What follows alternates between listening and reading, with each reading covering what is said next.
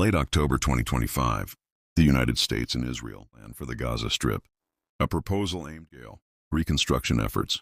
The plan promised national oversight and a new beginning for Gaza. Devastation. Across much of the world, the response was positive. Western governments praised the initiative. European leaders called it a framework for sustainable peace. A cautious voice from West Africa, in Ouagadougou, issued a formal letter to the United Nations. It was brief, calm, but pointed.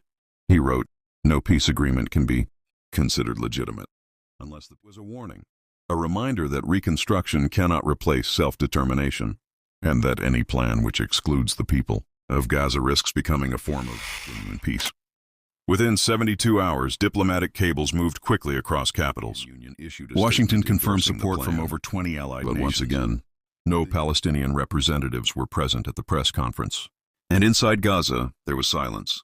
In Ouagadougou, members of the Pan-African Law Initiative, a new body studying international reconstruction mandates. His question to them was simple. Where in these 20 points is Gaza allowed to define itself? While the plan emphasized demilitarization and foreign oversight, it made no clear provision for local election. Diplomatic language. Burkina Faso's internal report concluded that the plan presented among African Union members. Quiet interest began to grow. Namibia called for a full briefing. President Traoré's quiet critique began to echo beyond his borders. A few days later, to study the legal structure of post-conflict reconstruction. It was a bureaucratic move, but one that many diplomats noticed. Burkina Faso was not opposing peace. It was defending consent. By early October, the debate had shifted. Civil society read online from Africa to the Arab world. Then came the announcement that changed the tone entirely.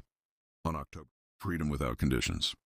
The meeting would examine the legal and ethical implications of externally driven peace frame to Western powers, but to nations including Palestine, Tunisia, Algeria.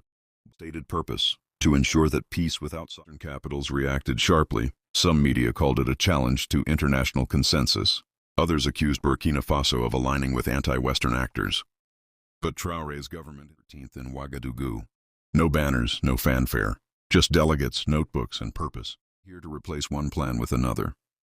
We are here to ensure that no plan moves voice of the people. Over 2 days, experts debated what they called peace by participation, not by proxy.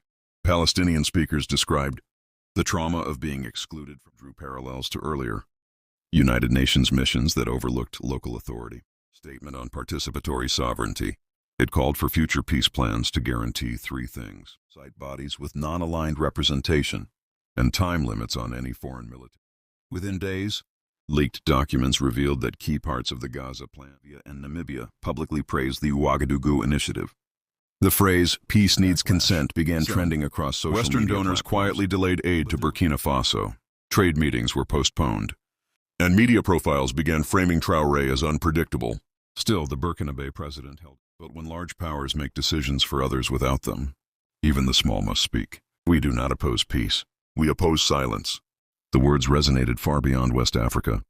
At universities in Johannesburg, Dhaka, and Buenos Aires, students held discussions under a single banner.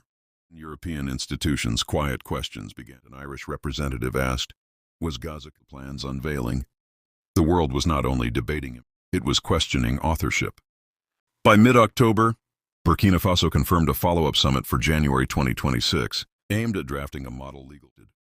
No longer just about Gaza, but about the principle that peace without participation is not peace, as President Traoré claims to help. Then those people must learn to speak louder.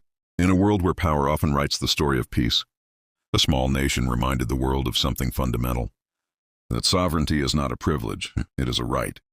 And through